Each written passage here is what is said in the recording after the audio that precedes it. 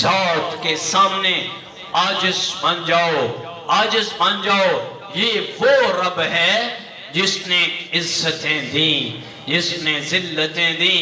یہ وہ اللہ ہے جو تخرج الحی من المیت وتخرج المیت من الحی، جس نے تمہیں مردہ قطرے سے زندہ کیا اور زندہ کو میت بنا دیتا ہے، زندہ کو میت بناتا ہے۔ آنکھوں کے سامنے لوگ بیٹھے بیٹھے سر پھینکتے ہیں اور وہ گئے۔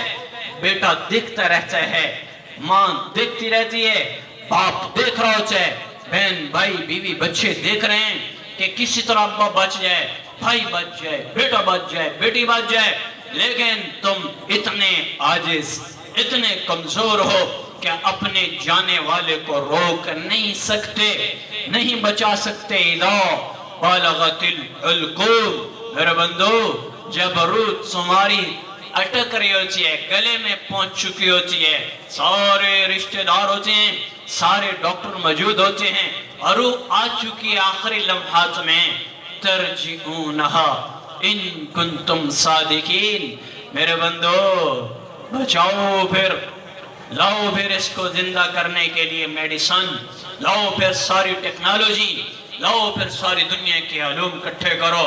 دنیا کے بڑے 18 ڈاکٹر ہیں، ان کو بھی یہاں کٹھا کرو کہ آج موت آنے والی ہے، کوئی ہے جو موت سے بچا سکے؟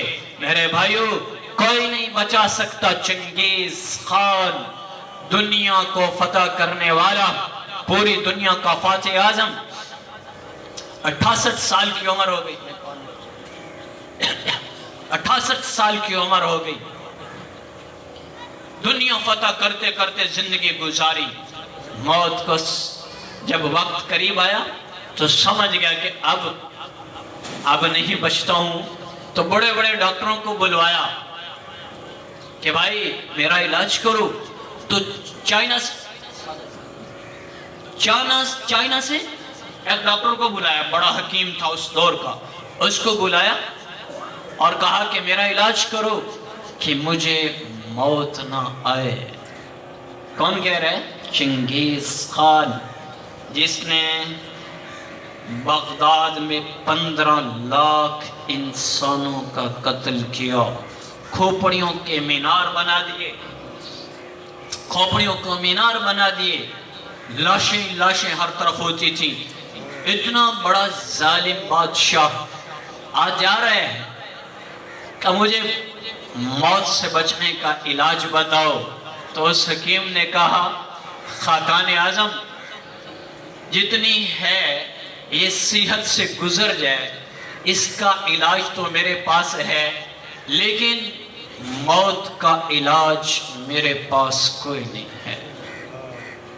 بھائیو اگر موت کسی کو چھوڑتی تو حق تھا دو جہان کا سردار حضرت محمد رسول اللہ صلی اللہ علیہ وسلم اس دنیا میں موجود ہوتے، آپ کو موت نہ اٹھاتی، لیکن موت کبھی کسی کو نہیں چھوڑتی۔ مرنے والوں سے درخواست کر رہا ہوں، اگر آپ نے کوئی پروانے لے لیے ہیں کہ مار صاحب، خان صاحب، ملک صاحب، شیخ صاحب، جوز صاحب، تو انو کو جنہیں سے آتے موت قیامت پہ آئے گی، لمبی زندگی ہے، اگر یہ پروانہ مل گیا ہے تو چلو پھر جو مرضی کرو، اور اگر یہ پروانہ نہیں ہے وَمَا تَدْرِ نَفْسٌ بِأَيِّ أَرْضٍ تَمُوتُ، ایمان والوں کے پاس قرآن سے بڑا کوئی پروانہ نہیں، ایمان والوں کے پاس قرآن سے بڑی کوئی کتاب نہیں، قرآن سے بڑے کوئی دلیل نہیں۔ قرآن بتا رہا ہے، کوئی نہیں جانتا، کوئی نہیں جانتا، شاہد جمیل نہیں جانتا کہ اگلا بول سکتا ہوں کہ نہیں بول سکتا ہوں، کوئی نہیں جانتا مجمع میں کہ میں اگلی بات سن سکتا ہوں کہ نہیں سن سکتا ہوں۔ پتہ نہیں کب موت آ جائے، کب اللہ کی طرف سے پیغام آ جائے۔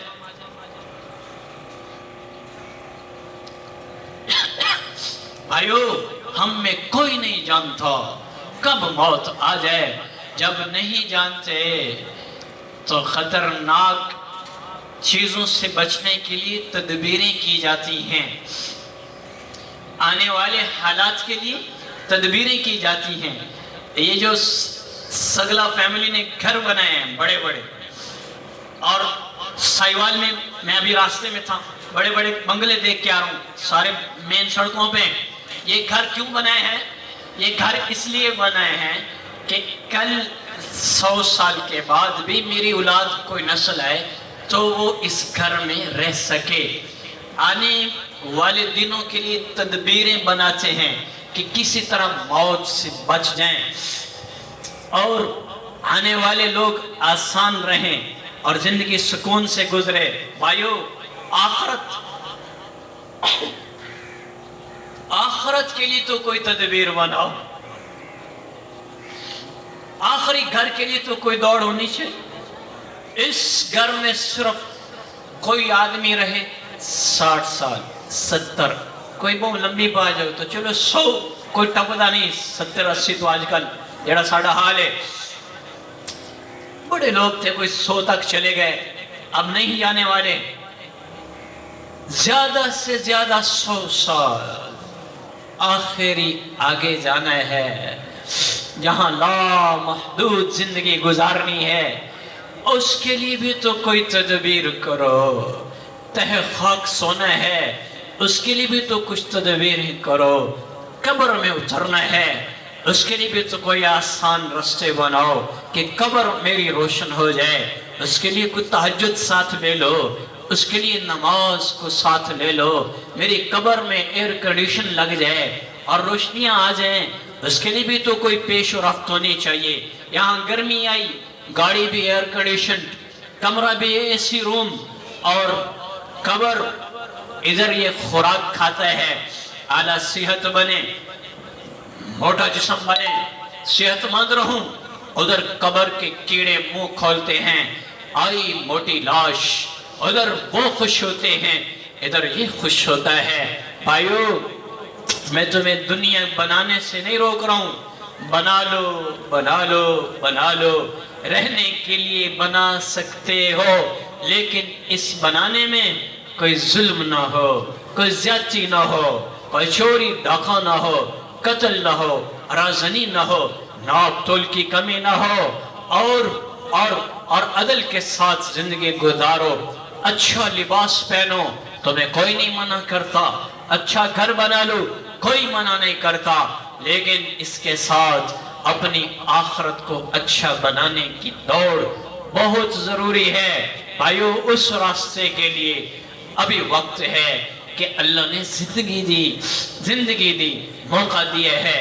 ہم اپنی قبر کو روشن کرنے کے لیے اپنے آپ کو مستعد کر لیں کہ آخرت میں اگر اللہ کے پاس خوبصورت اعمال لے کے جائیں گے اللہ راضی ہوگا، اور برے اعمال لے کے جائیں گے اللہ ناراض ہو جائے گا۔ بھائیو، دنیا کی عزتوں سے دھوکہ نہ کھاؤ، یہاں کی چیزوں سے دھوکہ نہ کھاؤ۔ مرنے کے بعد کوئی نہیں آتا، ہمیں کیا جو تربت پہ میلے رہیں، تلے خاک ہم تو اکیلے رہیں۔ اگر پچھوں کوئی تھوڑا میرا دربار ہی بن جائے تو کی ہوئے ہے؟ اگر اللہ ناراض ہوئے، تلے مخمصے میں نیچے ہوں اور اوپر میرے رش لگا ہو قبر پہ، تو میرے لیے کیا فائدہ ہے؟ ہمیں کیا جو تربت پہ میلے رہے۔ میرے بھائیو، ہم نے زمین کے اندر اکیلا سونا ہے، وہاں کوئی نہیں ہے، کوئی ساتھی لے لو۔ اعمال علیہ، نماز، روزہ، عدل، انصاف، پاکیزگی، پاک دامنی، حیا اور راتوں کے سجدے اور دین کی بات اور سنت رسول صلی اللہ علیہ وسلم، یہ وہ اعمال ہیں جو تمہیں تہ خاک قبر کے اندر تمہاری زندگی کو، اندر والی زندگی کو آسان بنائیں گے۔ ان کو ساتھ لے لو۔ محرم ہے اور حسین کی یاد ہے، اور حسین کی قربانی کا مقصد لوگ بھول چکے ہیں۔ بس 10 دن وہ افسوس کیا جاتا ہے، مجھے بتاؤ کیا حسین کی اتنی بڑی قربانی صرف 10 دن کے لیے ہے اور 10 دن کے بعد چھٹی؟ ارے 24 گھنٹے غلامی حسین میں گزارنے کا نام انسانیت ہے، زندگی ہے۔ صرف سیزن کے لیے حسین نے قربانی نہیں دی، دین کو بچا کر دکھایا۔ حسین نے نیزے پہ چڑھ کر امت محمد کو پیغام دیا کہ لوگوں، اللہ کو اپنا دین زیادہ پسند ہے۔ اس دین کے لیے دیکھو اہل بیت آل رسول اس دین کے لیے خود کو نیزوں پہ چڑھا رہے ہیں۔ تو ہم کہیں چند ٹکوں پہ بک نہ جانا، خواہش پہ بک نہ جانا۔ تم آل رسول کی قربانی کو دیکھنا۔ حسین کوئی سیزن کے لیے نہیں آیا، ہمیشہ 24 گھنٹے کی زندگی حسین کی غلامی میں گزار لینا میں اس کو عبادت سمجھتا ہوں۔ 24 گھنٹے غلام محمد بن کے چلنا، اس کا نام غلامی رسول ہے۔ حسین کی غلامی دراصل میرے نبی کی غلامی ہے، اہل بیت کی غلامی دراصل میرے نبی کی غلامی ہے۔ اور بھائیو، حسین رضی اللہ تعالیٰ عنہ نے اس دین کے لیے اپنی نسلیں ذبح کرا دی، اور کوفہ کے ظالموں کو ان کے سامنے سینہ سپر ہو کے کھڑے ہو گئے۔ آؤ، حسین ہٹنے والا نہیں ہے، بکنے والا نہیں ہے۔ جنوں کے شہر میں سر بیچتے تھے، مفت دیوانے ادا کرنے یہ خوش رسم ہم بازار میں آئے۔ آؤ، حسین آیا ہے۔ اہل بیت ہٹا نہیں کرتے، رسول اللہ کے غلام ہٹا نہیں کرتے۔ عمر بن خطاب رضی اللہ تعالیٰ عنہ نے پہلی محرم کو اللہ کے پاس پیش ہوئے۔ ابو لولو فیروز مجوسی ظالم نے نماز میں خنجر مارا، اور پہلی محرم کو آپ اللہ کے پاس پہنچ گئے اور اللہ کو راضی کر کے پہنچ گئے۔ پھر قربانیاں شروع ہو گئی، اوپر سے یہ سفر شروع ہوا، اور مدینہ سے چلنے والے حضرت حسین جب سفر شروع کر رہے تھے تو عبداللہ بن عمر نے روکا، سعد بن وقاص نے روکا، ابو ہریرہ نے روکا، عبداللہ بن عباس نے روکا۔ اچھا جان، آپ کوفہ کی طرف مت جائیں، وہ ظالم وہی لوگ ہیں